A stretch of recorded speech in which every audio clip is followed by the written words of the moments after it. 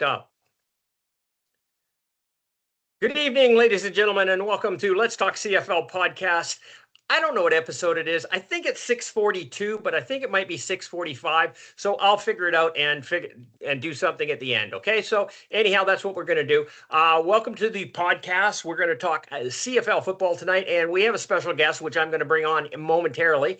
But before we do that, let's, you know what? I'm not going to introduce the panel. We're just going to bring our guest in so that the panel can be introduced while he is here. So I just have to do some little, Ramadam here and figure out what's going on. Where is he? There he is. And I'll give him a link. Paste. There we go. Okay. So he now has a link, and when he comes online, he will come online. Hopefully that works. Did you guys see the post by CFL Stats guy that predicted the next 50 Grey Cups, and Winnipeg wins the next two? I can't. That right there just ended the credibility for me. I looked at that. I'm like, there's no reason looking at the rest. I don't get it. I don't understand with having why, CFL teams on there that don't even exist. Yeah. Like maybe if St. Louis and Portland was in there, but this is 642. Okay, so I got the event right. So we are episode 642, and we're moving on. So I've sent out the request for our guests to come on board, which is kind of like a surprise. But anyhow, so we'll see what happens and go from there. What are we? We're like a month, just a little over a month to training camp. Is that right? Does it start in the first week of May? Yes, 84 days to Calgary's first season opener. 84 days. That's like 3 months. Under 3 months. Yeah. Under 3 months. 2.5 months there. Rookie camp starts in the first week of May, and then after that it's regular camp, and then. Right. So the rookies come in at the around the 7th, isn't it? 7th of May. Something 6th or 7th or something. Yeah. So we're about 5 weeks away from training camp, which is pretty exciting, and we'll see what happens. This year's going to be the most travel I've ever done for a CFL season. Besides Calgary, where are you going? Well, I'm also going up to see one of the Lions games in Kelowna when they play Edmonton in the beginning of July. Right. So you're doing one of the Kelowna games. You're not going over to Langford for the preseason? No.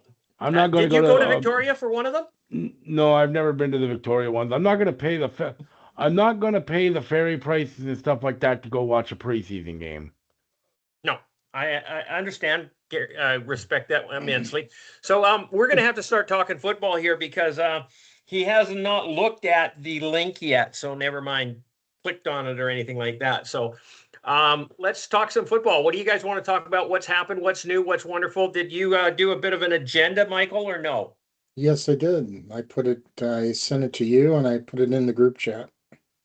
Did you send it to me? Chat. I saw the ChatGPT on the guest. Okay, so let's go over here and see what I can do. And there's Michael. Boom. There he is. Cool. March 31st, document. Okay. Combines. Who cares about the combines? Nobody cares about the combines. We shouldn't say that when Paul's on because he will. Who's are the standouts? Standout positions. Boom, boom, boom, boom, boom, boom, boom. That's the whole thing, man. The entire agenda is all about this draft. Yep. Well, the question I got for you when I'm looking at the combine, they're making I was talking to Chris Morris's office yesterday, and to them this combine is a pretty big deal. So my question to you is, why isn't this a bigger deal? Is it just because it's all Canadian players and we don't want them, or no? It's not that we don't want them. Canadian players are behind in their development in comparison to American players because our college is not as prepared, doesn't prepare them as well as what your high schools do. Okay? We don't have the money, the facilities, the coaching, anything to get these guys up to par.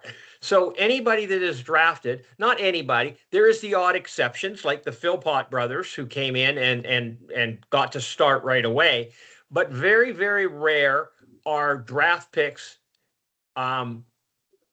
ever anything but special teams in the first year or so. Okay? Very, very rare. So we do get the odd exceptions, and that's a wonderful thing. I mean, the BC Lions did draft Nathan Rourke, and then the next year he came to the camp, or he went to camp, and he just kind of it. But the next year he was the starter. Okay, so I mean, there's exceptions to the rule when you get somebody that's wonderful and amazing. And the Philpott brothers were there. Alex Singleton was another one that got drafted by Calgary, and he came in and played. And look at, he's just rocking the NFL right now. So, but you got to realize there are 9 teams, and there is 8 rounds of draft picking. We don't have that many good Canadians. If we got if there's 4 in a draft year, I'm shocked, completely shocked. Okay? And the ones that have been trained in the U.S., if they play professional football, it's usually in the U.S. Yeah. Okay, we never see those guys, hardly ever. So is it primarily, is it linemen that generally make it from the Canadian people? Is it linemen and special teams is where these people end up playing? No, that's not in Canada. I mean, BC has got 3 really good quality Canadian receivers. Yep. I mean, there's quality Canadian running backs, but they're just not quality in the first year or 2. Mm-hmm. They have to go to special teams and develop and get better, and then they decide whether or not they're going to make it. And, for every 10 players that go to special teams, one of them might become a starter. Yeah. I mean, Justin McInnis is one of the best, maybe the best Canadian receiver in the CFL. He didn't start that way. He had his struggles in his early career playing in Saskatchewan, so he had to work his way into that. He wasn't a top-notch receiver right out of college. No. And being put into the right... Go ahead. Being put into the right system that utilizes the talents that you have, is huge as well.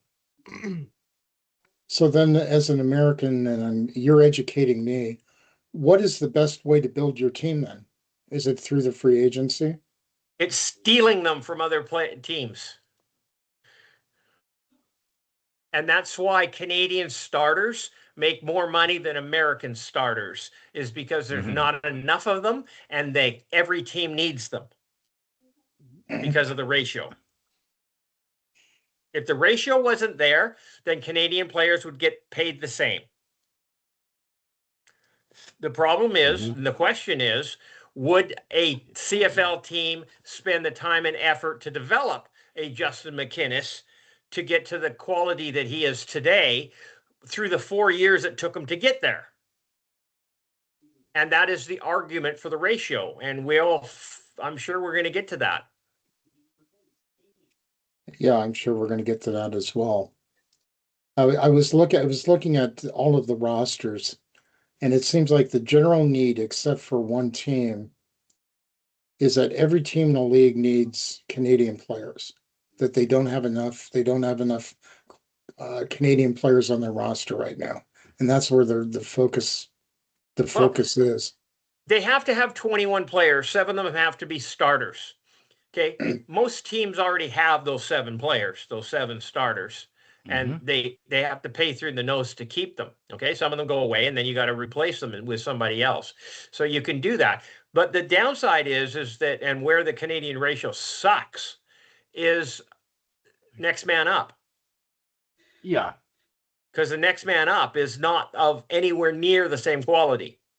Yeah, you're playing somebody because you have to, not because they're skilled in that position. And especially if you get an injury in game. And there have been times where they've had to take a healthy player out of the lineup because he's American and they had to put in a Canadian somewhere else. And it's really annoying. Yeah, that's the frustrating part is it seems to me that with this ratio rule, it impacts substitutes, how deep your team could be in. And when I look at Saskatchewan last year, you guys had an abundance of riches in the wide receiver position. I mean, you guys got hurt quite a bit, but you were able to withstand it because you have an abundance of wide receivers. Looking at what you lost in free agency, is that going to be an area that Saskatchewan's going to be focused in on? No, they already have replacements for what they lost. Mm-hmm. People who stepped in last year, who stepped up and through all the different injuries, like every other team, the teams get injured. They were very deep at receiver. And they step up. What's that? They were very deep at receiver last year. I mean, it helps when you have that kind of depth, for sure. And when you bring in the guys who are the next step and they perform well, that's even better. Because now you can afford to let some of those guys go that have the higher dollar sign and sign younger, quicker, cheaper. Mm-hmm. What about Calgary? How's Calgary look after the free agency period? Do you think that they've been able to recover from the losses of some of the players they lost in free agency? I don't think they've lost anybody. I thought they did. No, I don't think they lost anybody that's going to make a difference. Okay. That's I mean, as far as Canadians go, there's that Alpert guy who was their first pick last year, the tall, skinny receiver or tall, big receiver. Hey, guys. Sorry. Bringing in our guest. Okay. Sorry. He didn't impress me that much. So what can I say? And he's off to the NFL. He'll be back by September. I guarantee you. Ugh. Maybe. Well, I mean, we wish him all the best and hopefully that he sticks down south. But odds are he's coming back. Yeah. Yep. We'll see what happens.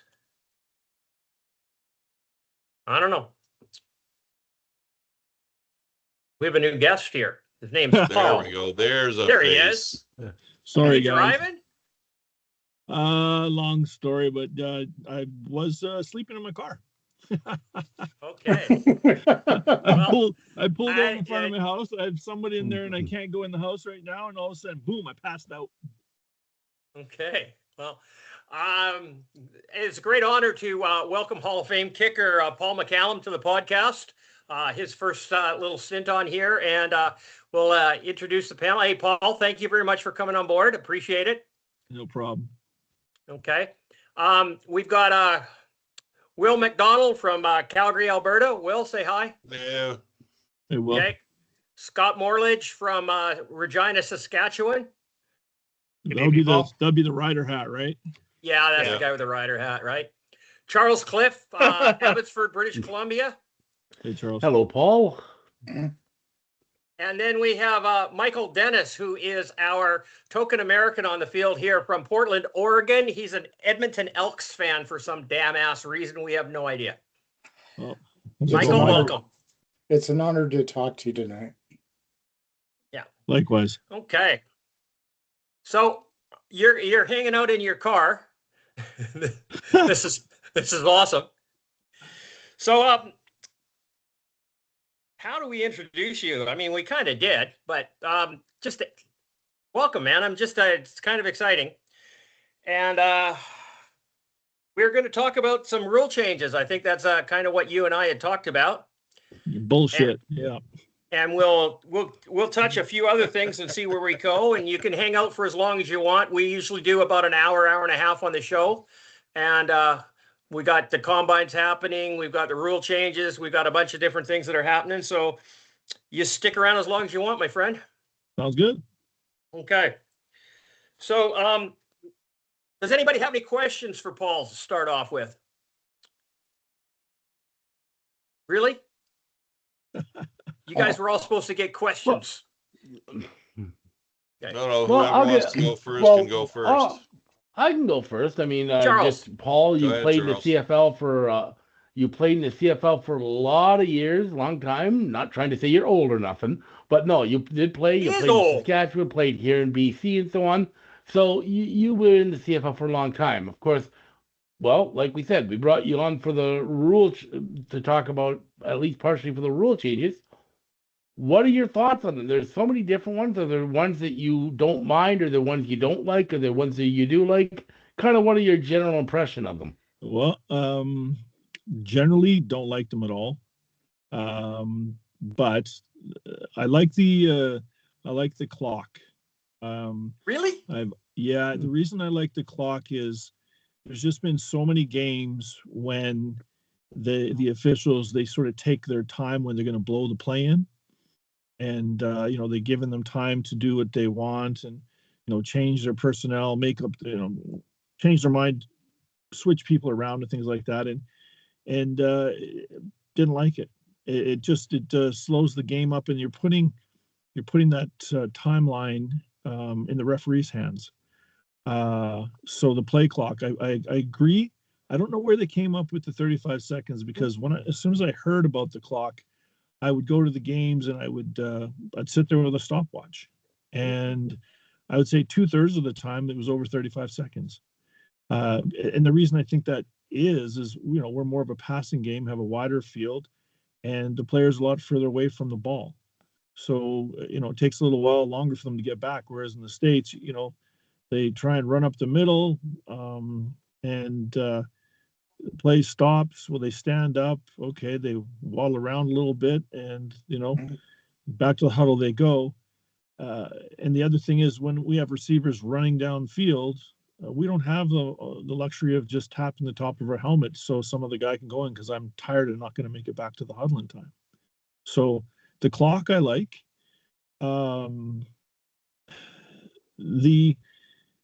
moving the goalposts, to me, there's so much more that it's affecting the game. I think, if the ball's on the 35-yard line right now, it's a 42-yard field goal, not a 57-yard field goal. So what are the statistics if, we're around 35-yard line and it's 3rd and 10? How many times do teams go for it? Run the ball or kick? How many 57-yard field goals is there going to be? Right? To me, it doesn't make any sense. They say they want more scoring. Sorry, Charles. They want more scoring. Statistically, I believe we score more points than the NFL. So I'm really not sure where that comes into play. And yet, when you ask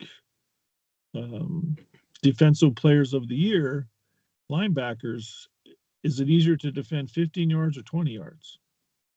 So now they're shortening the end zone, which is now going to make it easier for the defensive teams to defend. So it just doesn't make sense. You want more points, but now you're making the end zone shorter, because if you didn't, now that 57 is now 63 or whatever it is, 62 yard field goal. So anyway, sorry, Charles. No, I was just going to make a comment, because I kind of see where you were coming from this, but I will make a comment that in many leagues, and even in the NFL now, we are starting to see teams go for longer field goals more often. I mean, I think if you look, the attempts of 55-plus field goals have seemingly gone up over the past few years. So I get what you're saying, but I think teams are getting more, and I think, kicking is evolving. I think kickers are becoming even more and more, I want to use the right word without insulting Paul. They're becoming more and more. They're more accurate. They have stronger legs. Yes, they're more and more accurate, stronger legs. But yeah. But they also say they don't want the field goals. They want more touchdowns. Well, I suppose that's true. I want to add to that want to add to that too, in terms of what Charles was saying. There is the other problem is that these guys who have those really strong legs and can make those really long kicks and everything like that, those are the guys who are going to the NFL to begin with, not the CFL. Well, that's a good point. Well, put it this way: Sean White's not going to have a job long. No, No. It's just a fact. I mean, Sean, so later in his career and has lost some leg strength and everything else. So, I mean, that's going to affect someone like Sean. But there again, never mind that. They say they want the game to be more entertaining, right? It's not the game. If you really think about it, Michael, you're in the States. How many people show up to watch a U.S. college game? It's packed house. It's a packed house, and I can tell you right now that if you take the Grey Cup winning football team and you take the college national championship college team, they don't have a chance against the CFL team. It's men against boys. So you're talking a lot of people what I love about your position is that the kicking game is strategic. It's kind of cool as a fan that if both teams you're in a real close situation at the end of the game, and you're able to hold them, and you get them to force to go for the field goal for the win. It's dramatic. Yeah, I agree. And so the question I got for you is, and I've often wondered that, how do you mentally prepare during the course of the week to be as successful in your career as you were? I mean, clearly making the Hall of Fame. What is the normal regiment for a kicker throughout the week? For myself, I was a little bit different than, say, some other guys. When I first started my career, Mark McCallum, who was in Calgary for a long time, he liked to do less in the week as far as kicking would go. And then he would kick a lot more, like our work weeks are the same. We've got basically 3 days of work, then the day before the game, and then the game day. So he would kick a ton of balls before the game, leading up, whereas I was the opposite. Day one is when I would kick the most amount of balls, and the last day of practice, I might kick a dozen. But that's everyone's preparation a little bit different. So as far as physically go, but as far as mentally goes, we have a Saskatchewan person here, so I can talk about this, but my career never changed much until I had probably the worst part of my career. For me, you don't want to miss and things like that. And until I could get rid of that mentality and not think about missing, I would always go out there and I'm just going to make the kick. And so the mental aspect of a kicking game is huge. So there's lots of kickers that are very physically capable, but the mental aspect is what differentiates the kickers. So, I mean, being able to use your psychology and everything else. Don Matthews, I met him 2001. I never played for him. I met him in 2001 when I played in the XFL and chatted with him during training camp. And Sean Fleming in Edmonton, Eskimos at the time, missed the kick at the end of the year, and I heard it really affected him. So I'd asked Don, I heard Sean's having a rough go and he might retire. And he goes, well, what are you talking about? Why would that be? And I said, well, he missed the kick and apparently, he lost the game. And he said, no. He says, a kicker with the miss, never loses the game, just as when a kicker makes it, he doesn't win the game. He said, if you dummy it down in a sense, if the offensive line doesn't get you in position, then you don't have the opportunity.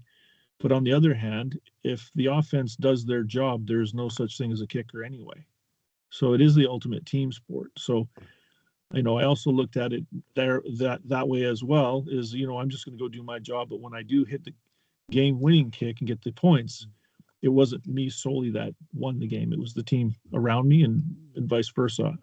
Don't take it all on myself because, not one play is going to win or lose a game. So I just a Right. mental thing. Okay, Wanted to so ask- hang on a sec, guys. So in 2026, we're going to have 3 new rule changes. One is the automatic clock is going to start at 35 seconds. The NFL has it at 40 seconds. We have a bigger field. I think that the teams are not going to be able to be prepared for the next down in doing that. It's you know, in the NFL, if you don't get back in time, they just spike the ball and go for another down. In the CFL, you only have 3 downs. You can't just waste a down like that.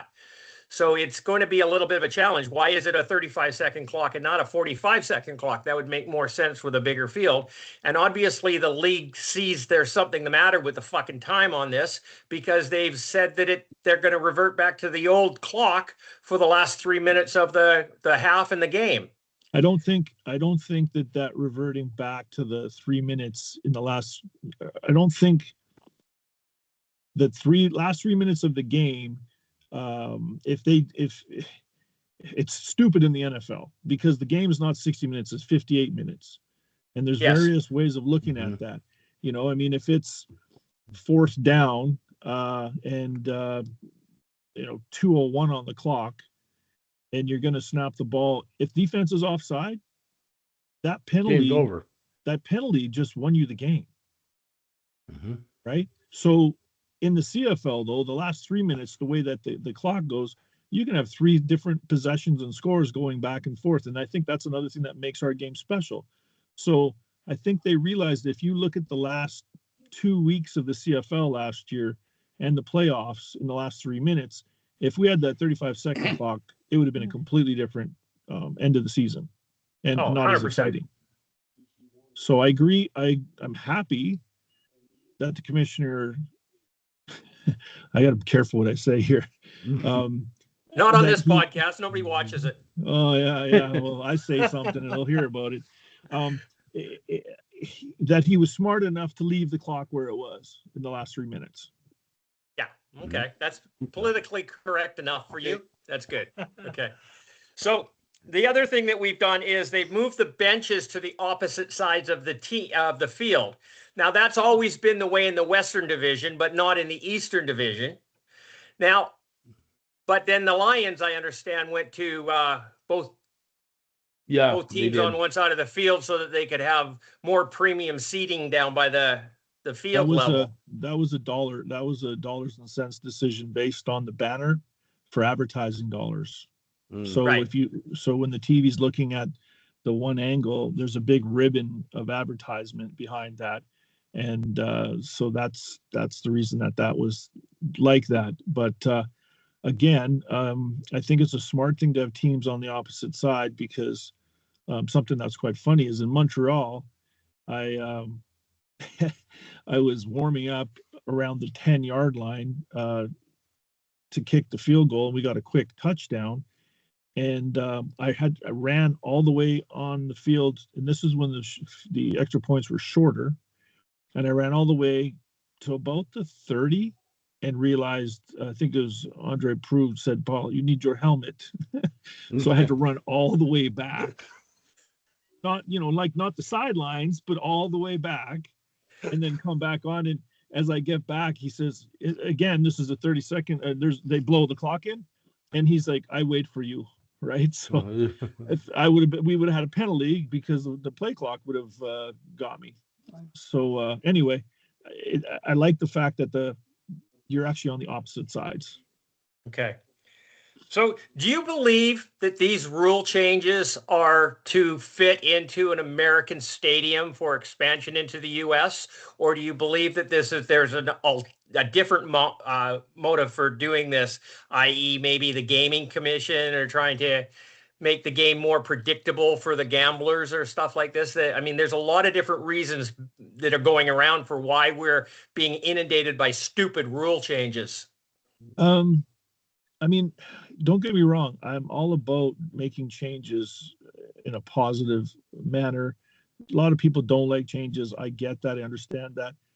But they don't make sense. And so, like I said, you want to attract more fans. You want to attract a younger crowd. I get that. But bringing the NFL style game or emulating it or whatever it may be, I don't think is the answer. It's the lack of money in marketing and advertising that we have. So I'm kind of at a loss of why they're doing it, because I mean, how many NFL copycat leagues has there been in the United States that failed? And they're using NFL rules. A dozen. Every one of them. So for us to copy the NFL rules doesn't make any sense, because other leagues have tried it. It doesn't work. So, but we have an exciting game that's unique. It is. And to be quite frank, one of the other rules they changed that I thought was not a good one was the punting rule changes, where they didn't allow the offensive line to leave downfield on the snap, because a lot of people don't realize, but that changed. I wouldn't have over 100 yards rushing, because it would have been a penalty, because there's some times when I would run and then I'd kick the ball, but that's illegal because it's a legal man downfield. So you can't do that anymore. Just from that rule of doing that. And then the other part of that is we resorted to the NFL style of punter by doing that, because the offensive line couldn't leave the line of scrimmage. So the guys are now Americans and Australians who jack the ball up 5-second hang time. And there's not so many directional punters. Like that's what it was in the past. The field is so wide, so you spray the ball around. And now they have a tight set formation on punt team. So that rule changed a lot of the punt game, which to me, I think because their field is so wide, for kickoff returns and punt returns, it's a lot more exciting. So sorry to answer your question. I don't understand the logic behind it, because it just doesn't make sense. And there's one other aspect that, from a business standpoint, shortening the field that they're talking about doing. If you have a ticket and you're sort of on the cusp of the cheaper seat, now all of a sudden they've moved you further away from the game by shortening the field. So mathematically, if you want to take all those people, if it's $100 a seat, 600 seats up in a section, 4 sections, where are you going to gain that money back? Because I'm not going to pay for a premium seat now, and I'm another 5 yards back from where I was in my sight line. It's another thing I don't understand. Yeah. Well, that shortening the field, and I understand what your concept is there, and I never thought of it that way. But it's probably the least offensive rule change, in my opinion, because it really doesn't matter to the game how long the field is. Taking that 10 yards out really isn't going to make that much difference in the game, whether you start at the 20-yard line or the 30-yard line or the 45 or whatever. You still have X amount of distance to the goal line to score. So I don't really have a problem with that. Where I do have the issue is that they're making the end zones shorter, smaller. They're condensing them because of 2 stadiums in the CFL, which is Toronto and Montreal, which were both granted temporary exemptions to the end zone size because of the stadiums that they were in. They were actually supposed to move out of those stadiums or change the stadium was supposed to be modified in Toronto. But if you make the field shorter by 5 yards per side, the size of the end zone now is going to be able to fit into both of those stadiums. So it makes shrinking the end zone moot. There's no reason to do it. Why are we still doing it if we're making the field shorter? That one boggles the mind. If the reason being was to make it fit, sure. But back to the field goals, again, if you're around the 35-yard line and it's a 20-yard end zone and the goalposts are at the back, right? That's 35, 25, 55, and 7. That's 62 yards to kick a field goal. So I think the reason they've done that is so that they haven't completely gotten rid of the field goals. But that's not the reason that they used. Of course, well, I don't believe any of the reasons we get. No. That's the problem. Their take what the league says justification with a is grain of salt. because the end zones don't fit in Toronto and Montreal. So by shortening the field, they've eliminated that concern. So now they're just lying to us. Well, okay, well, Commonwealth Stadium, the end zones never fit. How many years was that for? Yeah. Right. So, I mean, Commonwealth, the track went around. Mhm. Yep. And we lost the corners. Yeah, you can't move a track. No. Right. Although, so to be fair, this is not the first time that they've changed the size of the end zone. In fact, if I'm not mistaken, the end zones at one point were 25 yards. They were. And then they reduced it down to 20. I don't know if the reducing it another 5 yards really was necessary, but I mean, it's not the first time it's happened. How is it going to increase scoring if that's their motive behind all of this? Making the end zone smaller does not increase scoring. It just gives the defense an advantage. That's what I was said from the beginning. A lot, like every time I hear of a rule change and the reason they want it, then I have a question to counter. Doesn't make sense what they're telling me. So you want to score more points, okay? Why? It's not going to make it any more exciting than like if you're competing against the NFL, because we already do that. And then you shorten the end zone. Okay. The other thing is the doink rule he's talking about. You know, if there's a pass, the reason upright. Hitting their upright. And he's like, well, the ball's dead and that's it. Okay, well, why don't you just give him another play? You know what I'm saying? Like just do a redo. But now instead of doing a redo, he says, no, we're going to change the entire game because it hits the goalpost. You want to give him a mulligan? Yeah. Well, sure. If that's what you but you know, another rule I'm not sure if you guys know about, but you know, when I've never believed in winning or losing a game with the rouge. A missed field goal or a punt through the end zone, to me, I didn't like that. But that being said, if I was punting the ball and it hit I played a game in Saskatchewan for BC, and we just needed a point, and Wally says, punt it through the end zone. And I'm like, Wally, I'm like 85%. Like it's like going to be a 45-yard field goal. He goes, nope. He goes, I'm afraid you're going to hit them upright. So just punt it through the end zone. So the thing is, it's dead going in, but you know when they would have those kickback teams? Yeah. Kicking it out of the end zone and you hit the goalpost, the ball was live. Mm-hmm. I mean, wow, change that rule. I mean, I just think I look at the CFL as this is probably the second best league in professional football in the world. I don't understand why they would want to try to Americanize this game when the game in Canada right now is exciting. As an American, I enjoy the Canadian game with the Canadian rules. It's a faster game. You have better athletes. I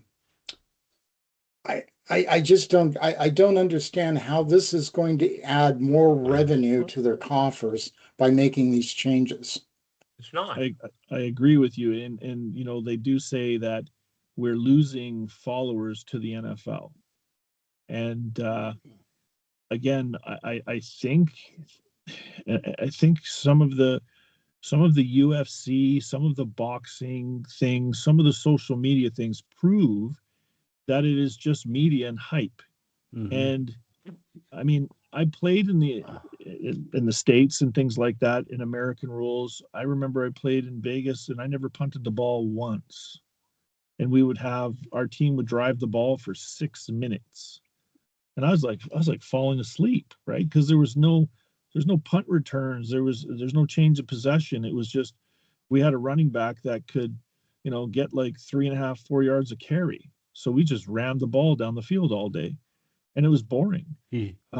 But you know, you talk about like having Tyson fighting whatever, Jake Paul or whoever the heck, Logan Paul, and how many people want to go and watch that bullshit, right? That's a really good point, because that was no one ever thought that was going to be a great fight, but it drew huge numbers.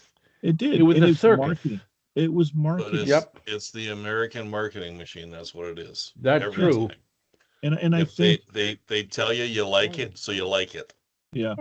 I mean, I used to get mad when I was playing and they would have promotions on advertisements on Friday Night Football, and it would be, I don't know, 4 or 5 actors in uniforms that didn't even look athletic were doing the commercials, right?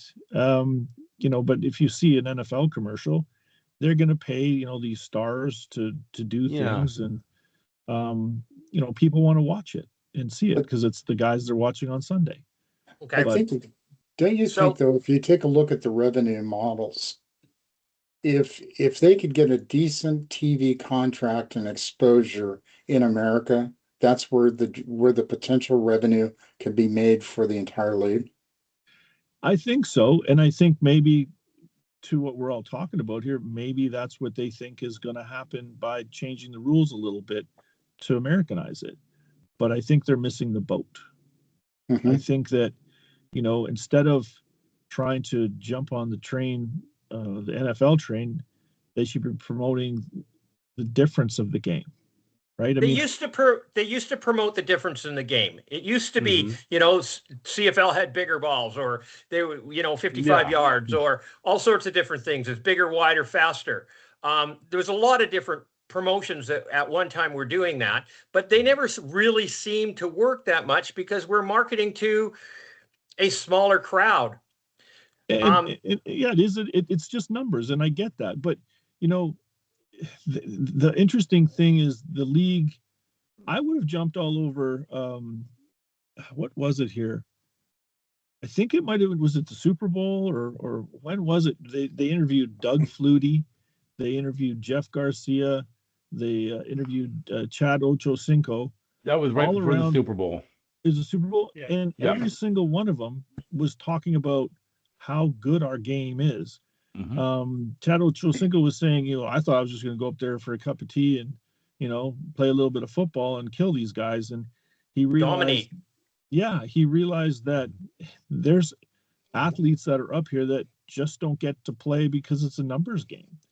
Yeah. And it is a different game. I mean, I challenge any Pro Bowl corner to come up to Canada and play against a halfback, play against a slot receiver that's running 15 yards at you.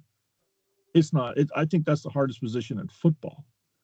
I mean, down there, if you're locking a guy up and you're on the corner, you've got the sideline. It's a lot narrower. Playing an inside receiver up here, it's not a tight end, right? It's a faster guy that's he's got a running start at you. Yeah, he's coming full speed at you. Yeah, and it's a different game. When Doug Flutie was in Buffalo, I remember he's getting interviewed, and the reporter asked him, "Okay, you're down here, you've been here before. How do you think you're going to fare down here when, we've got zone defenses now?" And he said, "Well, actually, I've been playing in Canada for a while, and we've had zone defenses up there for 4 or 5 years now, so I'm good with that. And I've always had to worry about another defensive player on the field, so I think I'll be okay." So there's lots of things, but the CFL is not asking these people to go out. They're not using the media to promote the league to perk up other Americans' interest. Everyone knows who Doug Flutie is. Everyone knows who Chad Ochocinco is. I mean, Ricky Williams was up here. Rocket Ishmael was up here.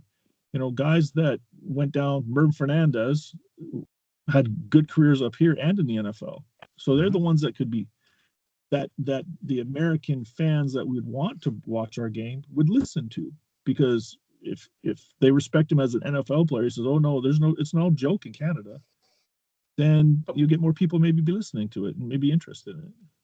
Okay, so I don't think that we are losing fans to the NFL. I think our fans are getting old and dying, and we have lost the younger generations. They're not interested in the CFL. They're watching NFL, and they're gambling down there, and they're doing all sorts of stuff. We've lost those generations. A lot of different reasons why. The blackouts were not a good thing for families and everything else a long time ago, but let's not diverge into that. What do you believe would be the answer to increasing revenue in the CFL to bring back some of the younger generations that are down in the NFL watching the games now? Do we need to have a team in America? Can't do it anyway. Why? Well, the labor laws don't allow it, really. I mean, people don't know this, but all the American teams were allowed to field an entire American team. There's no ratio to worry about.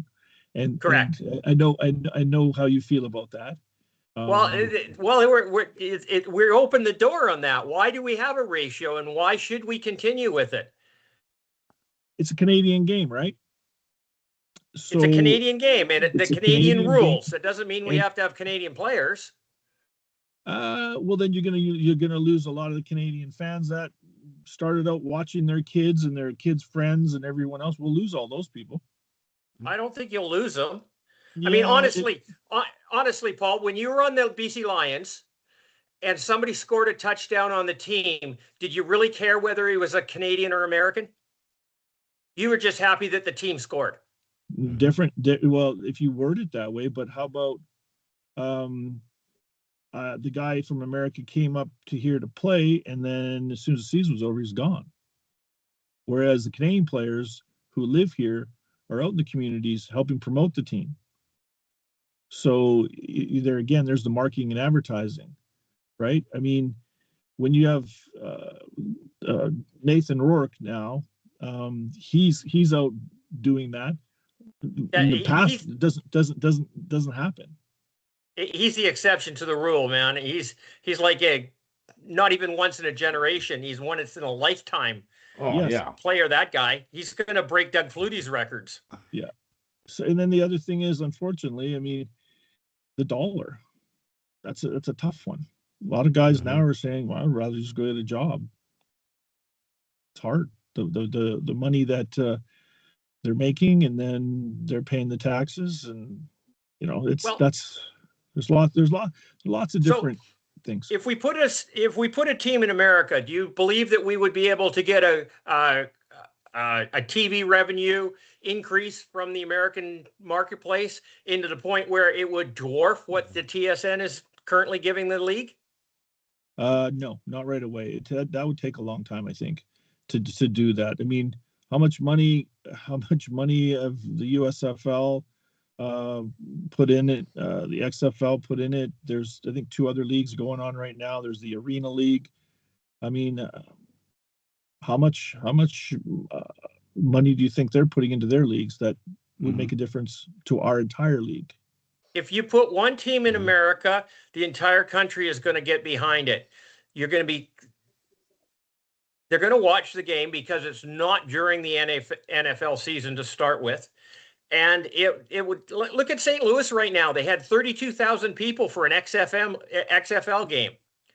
I mean, they're craving football in that town since the Rams left. Yeah, I mean, every other XFL team's got 4,000, 5,000, 7,000 fans to this stadium, but St. Louis has 31,000. So what, do we start with one?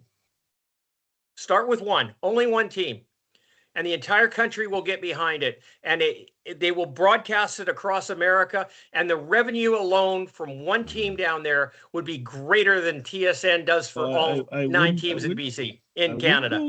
I wouldn't go that far. You get one team in the U.S. and everyone get behind it. I don't know about that. That's a stretch. I mean, you got to start. Here's the thing I'm thinking. Okay. Does the entire country of Canada get behind the Blue Jays? Oh, sorry. I thought you meant the U.S. I am. I'm just flip the coin. It's the other side of things, right? Oh, hold on a minute. If you want to talk about the Blue Jays, that's a different thing altogether. Right? You got to talk about the Canucks then. I mean, you've got one team in all of Canada in baseball, and you'd have one team in America for the Canadian Football League. And look at Baltimore still has fans. Can I bring up a difference here though? Here's the difference. Go ahead. In Canada, the Blue Jays are the only top-tier professional baseball team in Canada. So you get them across country. Yeah, if you got one team in the CFL in the US, but you've got the NFL right across the US. So you've got professional football in all of these markets. I mean, here's the thing. Like, if you got a team in St. Louis. Is a guy in Phoenix, Arizona going to care? Is a guy in Miami going to care?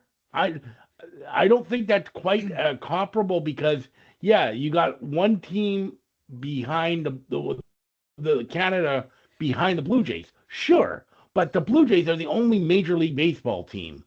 The NFL is still down in the U.S., so there's pro football right across the U.S. There is. Yeah, And I- football's I a religion in that country. I think They're I going to get think behind it, just no matter what they're doing. I Yeah, don't know. but I Just Sorry, think an Phil. opinion. in order to get that to work, you'd have to put teams in markets that would never get an NFL team.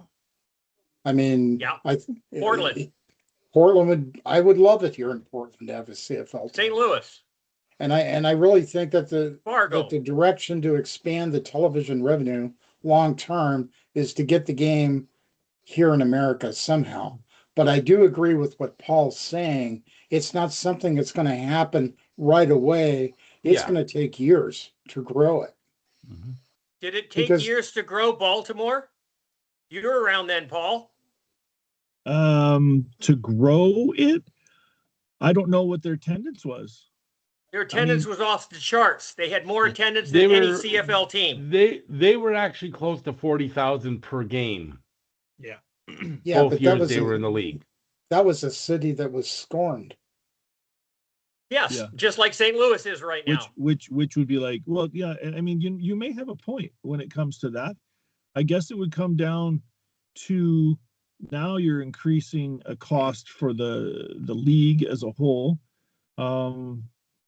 And then again, you get down to here's the other part that people don't think about is, okay, the teams and everything that we already have in place, okay? Mhm. The contracts that the players have now, it's a lot different. They can get out, I think, in like 2 years out of the contract. So I would not be surprised if every top-tiered American player in the CFL would jump to Baltimore. Because they're going to be paid in American dollars. They're going to be in the United States. And the cap's going to be the same, I'd imagine, in US dollars as in Canadian dollars.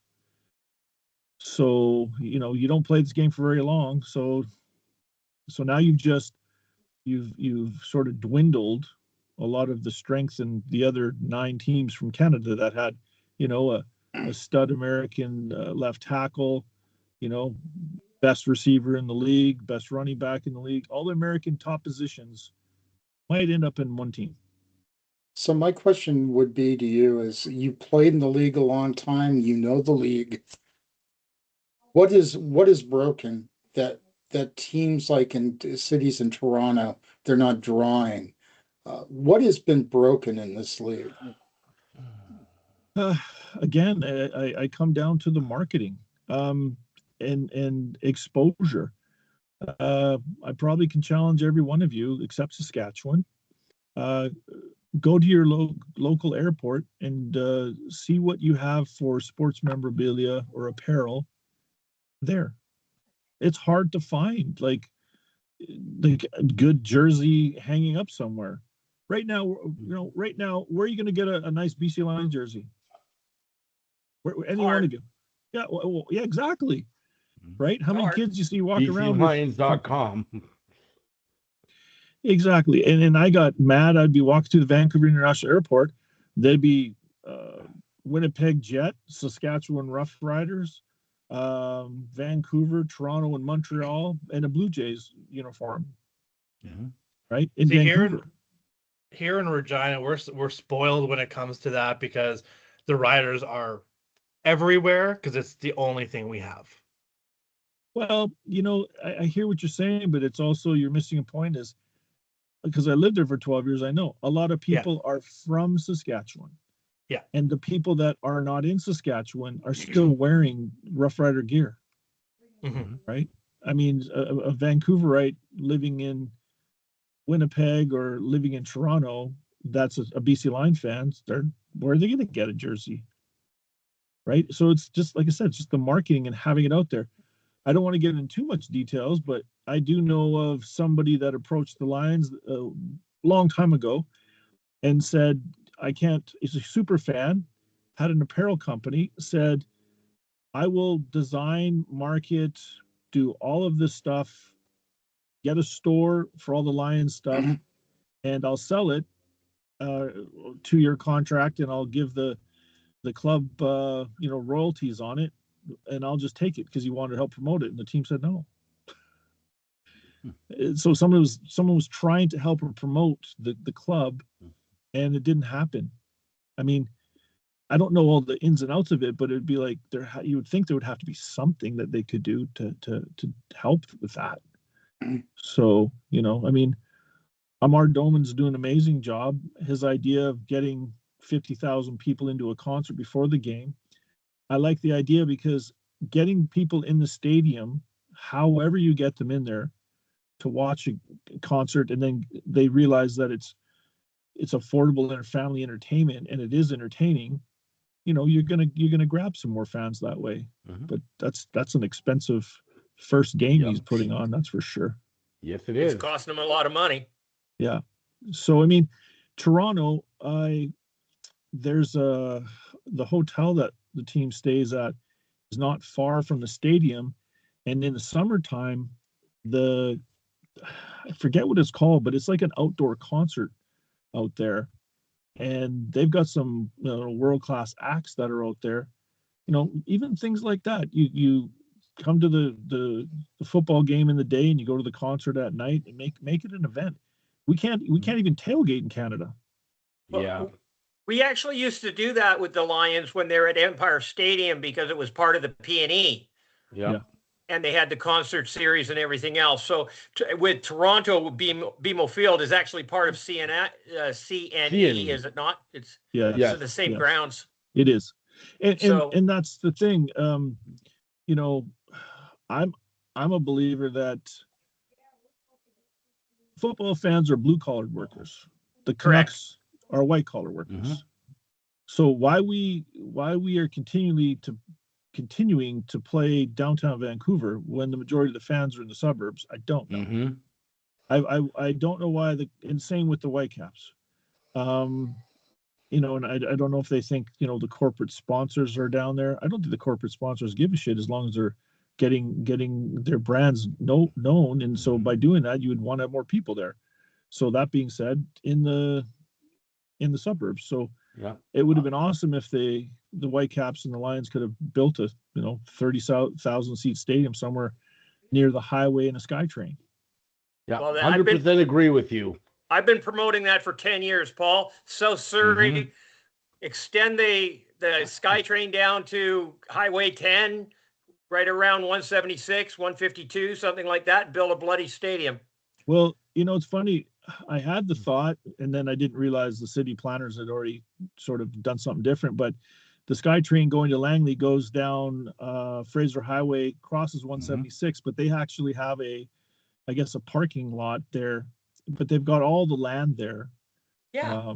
And you've got, like I said, you've got the SkyTrain, and you're 2 kilometers from the number 1 highway coming down 176? Yep. Correct. Yep.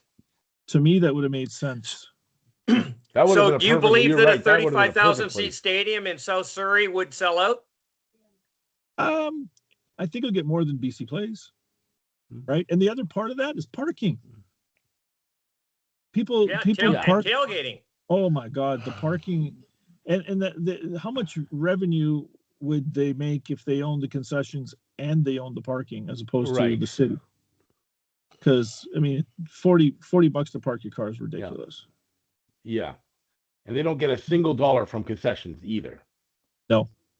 That all goes to but their rent is only like $250,000 a year or something stupid though, too, right? True.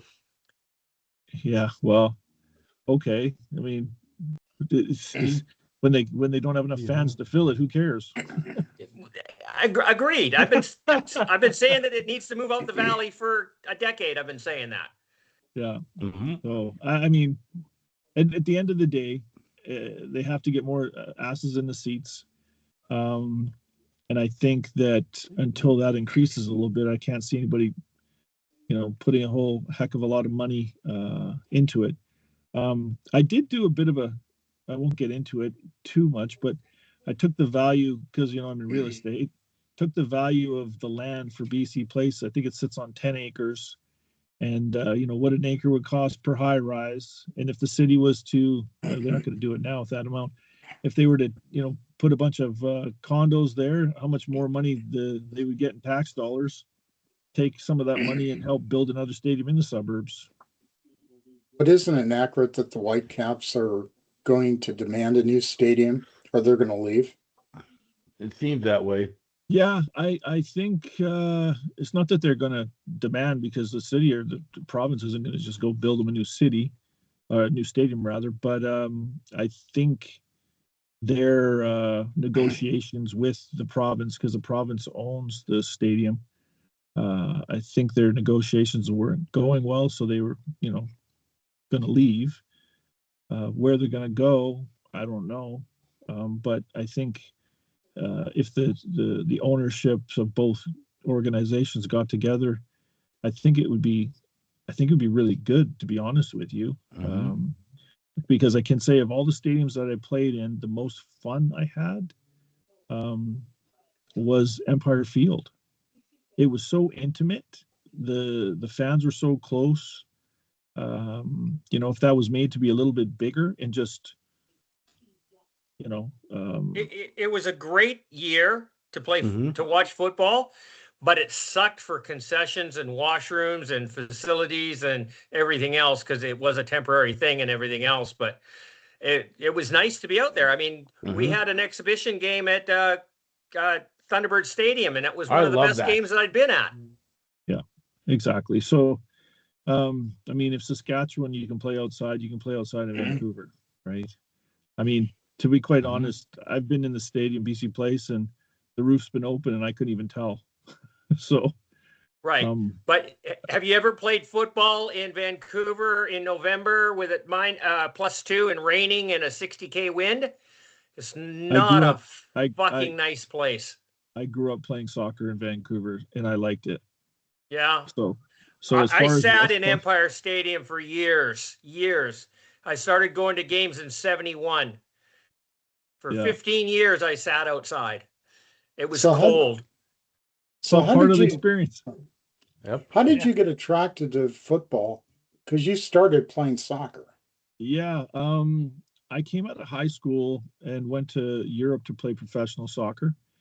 And that didn't turn out. And when I came home, I hadn't seen my friends, and a lot of my friends played junior football, community football. And I went down to the park to go see them, and their kicker had quit. And the coach asked me to go get my cleats. I came down and I played the last 6 of the 8 games they had. And the Lions, his name's Bill Quinter. He was a director of player personnel. He was walking his dog or saw me, and he asked myself and I think 4 other of the junior players just to come out and practice. So I was at practice with Doug Flutie and Mark Gastineau. Awesome. So I Name was dropping. in Murray Pesum. I think Gastineau was with Bridget. What's her name? The big blonde. Bridget Nielsen, Yeah. who was at one Anyway. time married to Sylvester Stallone. Yeah. So anyway, the last practice that we were to have, it was raining so bad that they had practice down at BC Place, and they kept me after practice and they gave me a complete workout, and he drove me home and he basically said to me, kid, you got a lot of natural ability, you have a really strong leg. If you want to do this, you could probably make it and do it. And because soccer had, was really disappointed and whatnot, that didn't pan out the way I wanted it. I thought, well, I'm going to do this. So anyway, he took me in his office and he signed me to a contract to go to training camp. But I would still, the following year, play junior football. So I was basically practicing with them on my own. But after that training camp, I said to him, well, I think I'd like to try and go as a walk-on to the Washington Huskies because I'd be a mature student. I think that would be a good way for me to get going. And he said, you can't do that. You're ineligible now because we paid you. I was like, I was in training camp for 2 weeks and you gave me $42. Oh man! All right. I was like, I'll double it and give it back. And he goes, it's too late. So that I had no idea, but there's a couple other players there that did that, and then they went down and played like at Butte, and then they ended up going and transferred to Utah, I think it was. So they kind of slid in the back door. They made it work, but yeah. So that's how I got into football. Okay. I do have an infamous question for you. In that event that happened in Saskatchewan, where you got the farm supplies. Yeah. The rumor is that it wasn't in your driveway. It was in your neighbor's. Did they actually miss your house? Yeah. So what happened was, there was a guy who owned a butcher shop and cattles and whatnot just out of town, and I had bought my house off of his brother, and so he knew the neighbor as well when his brother lived there, and so they were all drunk and everything, and so they decided it would be a good idea to load up some manure in the back of the truck on a tarp and drop it in my driveway. But my wife at the time and her Crown Council bosses were also on the front yard, and people were driving by and egging the house and doing whatnot.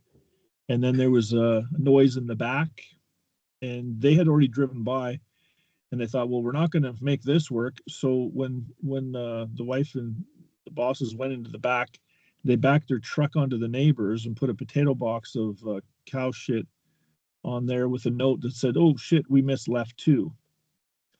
So, yeah. But but see, the thing about it is people, when they hear, there's so many different stories. So what happened was the guy dropped the tarp of manure in the potato box, and then dropped the tarp of manure, drove to get away, but he stopped because the other guy was putting the box on the front step.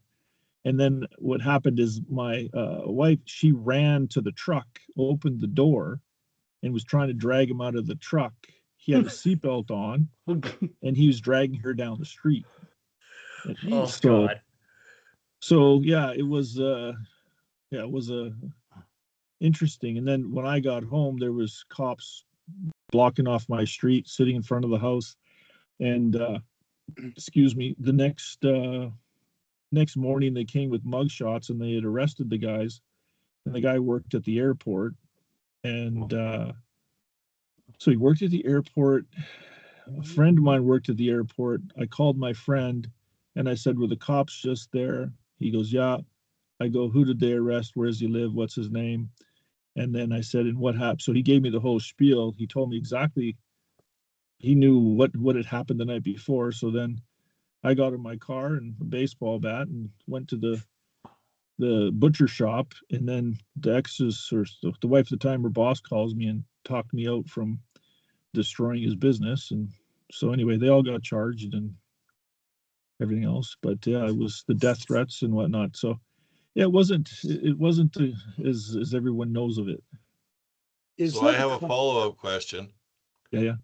Did you enjoy playing football in Saskatchewan? Loved it. Other than that incident? Loved it. I mean, did you? Okay. Yeah, I mean the fans there, those were a couple of idiots, and they're everywhere, right? But you living in a fishbowl.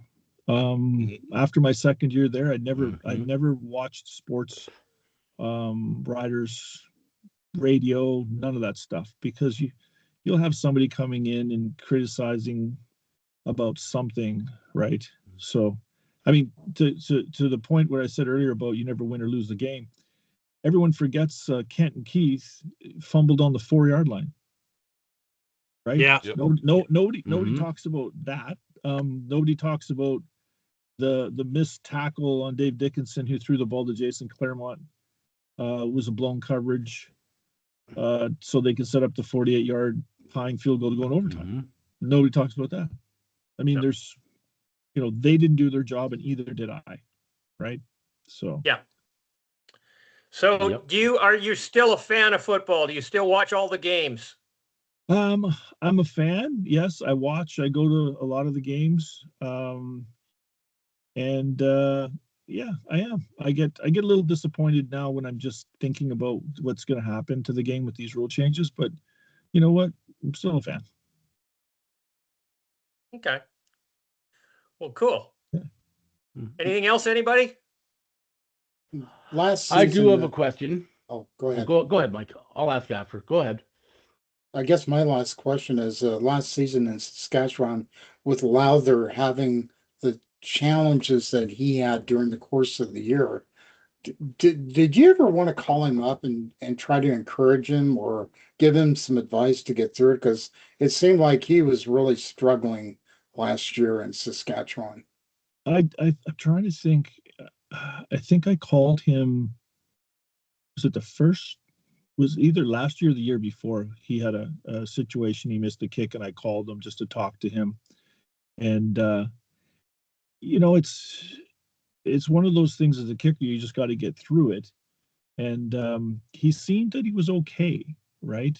The other part of that people don't realize as a kicker is even when you're struggling with yourself, you also have that fear of letting your teammates down, right? Yeah. And then there was a time when you got to be careful here. There was a time when there was an opportunity for him to kick a field goal, and I think they were playing out in BC when I was doing the radio. And I went on the field and I was talking to him. And then during the game, I walked behind him when I thought, like, why didn't they kick the field goal? He just turned and he looked at me as if to say, this is bullshit. But if you're struggling and the coach doesn't have the confidence in you, and then they do something like that to you and go for it instead of kicking the field goal and taking the points, that still affects you as well. So, 100%. sometimes the coaches can do things, right? And it works the opposite, where a kicker who's on fire, offensive coordinators are going to call the game a little bit different too. So there's a lot more psychology that goes into it as players. So yeah, I called him, talked to him. He seemed okay, got out of his funk, but he fell back in, and hopefully he lands somewhere else, because I think he's got a lot of talent. He's a good kid. Yeah. Okay, Paul, Charles, I've got a question. Oh, sorry, go ahead, Charles. Charles Yeah, had something. I wanted to know. Yeah, I wanted to ask. You actually referenced it a little bit earlier. You had played down in the original incarnation of the XFL. I believe you played down for the Las Vegas. I think it was the Las Vegas Outlaws. Yeah. I've just always wondered, from someone who played down there, what was that experience like? Because we watched it on TV. It was run, of course, by Vince McMahon of WWE. And, I've seen like the ESPN documentary on it, the 30 for 30 document. It looked like it was complete chaos. What was it like actually being a player in that league? Was it as chaotic as it seemed like from everything else we've seen? A little bit, but it was good football. What they did, I think they made them a lot of mistakes early on, and I forget what our ratings were, but they were like through the roof, because we played in the inaugural game in Vegas against New York, and the TV ratings were crazy. I remember, all the players, we got 2 tickets, and somebody came up and asked me, they're going to give me like $800 a piece for my tickets. And I'm like, well, this is crazy, right? But it was a lot of fun. I thought it was a little hokey to begin with, when you could put whatever you wanted on your name bar. When I found out about that, was in a trainer's room during camp with some guys, and then we heard that we could do that. So they were wanting me to put laces out on the back of my jersey and go out with a cigarette for an extra point. And I'm like, guys, you're just making a mockery of this. I am not doing that. And then the dash for the ball for the opening kickoff. But the teams and the fans really got into that. I mean, so our guy never lost all year. We never lost a toss. And it was fun because the team would be behind the guy doing it. So that was really cool. The thing that I didn't like, I think that affected it, was the announcers. You had a bunch of wrestling announcers that knew shit about football. And I think that lost a lot of the football people, right? Yeah. And then what I did hear when it folded was, I think, is it TNN or TNT? A lot of the southern states that are right into wrestling really loved the football. And I think they stuck around, but we lost a lot of the real football people. They changed a bunch of rules during the season, when the Gunners could leave or couldn't leave, or all sorts of things. But I liked it. I think, unfortunately, it was I think NBC was pulling out, and I think one of the other networks wanted to take it on, and Vince McMahon just said, "No, I'm not going to give you that share." And they go, "Well, we're not." Something happened, and he just said, "Screw it." He just folded the league, but I enjoyed it. It was fun. It was fun. Bobby Ackles really did some good descriptions of that league in the Waterboy. Mm-hmm. Yeah. It was very well written. I just finished reading it again last week. Okay. Mm-hmm. Yeah, unfortunately, I haven't read it yet, but I will. I've got 2 copies of it from him. And I'm still friends with Scott, his son. Yeah. There's a good question for you. What happened to Scott? I know he's not in the league, and I know he's doing something else. He actually a couple of charities and everything else. There was talk that he was going to take over as president of the BC Lions, and it just totally fell apart with David Braley. Do you know anything about that? Or because he came from Calgary, came over to BC, did the Grey Cup game, and then it looked like he was going to take over for president, and it just never happened. It's sad. No, yeah, that I was distant to. Never heard anything about it. Was that when they gave it to Ed Hervey? No, that was long before that. Okay, yeah, long before that. Yeah, I'm old. Yeah, so I'm older than you are, brother. Oh yeah, I know. You were watching football before I was born. Well, there's 3 of us in here that are the same age. You want to guess who they are? Yeah. Hair, Willie and no Dennis. hair, gray hair. Yeah. Yeah. Yep. Something like that. Okay. Scott, well, you you know Scott, what? did you We're wanna coming say to the something, end Scott? of our hour and a half. Thank you very much for sticking around. Thank you for coming on, Paul. It was great. You can tell by his picture that it's now dark in Vancouver. Sitting in the car is not a good plan, but hey, what the hell? Appreciate the fact you stuck around for the end of it. And thanks, buddy. We'll talk again. Thanks, guys. It was good chatting. And say goodnight. All right. Night. Talk to you later. Paul. Thanks for coming. Okay. Good night, Paul. Thank you. Paul. Thanks, Paul. Appreciate it. Thank you. Okay. Well, we're going to wrap this one up. This has been Let's Talk CFL Podcast episode 642. I've been your host, Christopher Jones. We got to talk with Paul McCallum, Hall of Famer. He scored the first points in the XFL league way back when. He's got the second most points in CFL history, and records that are now no longer going to be able to be challenged because of the way that the rule changes are coming in. And we got to talk about that. So it was a good show. Thank you very much for doing this, guys. I appreciate you coming on. And let's anything you want to wrap up? Anything you got to say before we go? No, I think we're good. We're good. I think we're good. We're good? Okay. Charles, say goodnight. Good night, folks. Thanks for listening. I've enjoyed this show. It was actually good having Paul on. So, looking forward to talking again next week. And we have a full lineup of guests for the next month and a half. Yes, we have several guests coming up leading up to the season. Looking pretty good. And Take care there. Michael, say goodnight. Good night, everybody. And we're only less than 90 days away from opening day. Yeah. William? Good night, everybody. I really need to watch football. So, yes, I'm going to watch the UFL this weekend. I'm sorry to hear that. That's okay. It's football. It's football. It's I football, understand. baby. I do. It's football. Okay. Scott, say goodnight, Scott. Have a great night. It was a great show. Have a great night. And I'm coming. going to watch a rerun tomorrow. Okay. You guys take care. Cheers. Bye-bye. Bye. Good night, folks. Bye, guys. Goodbye.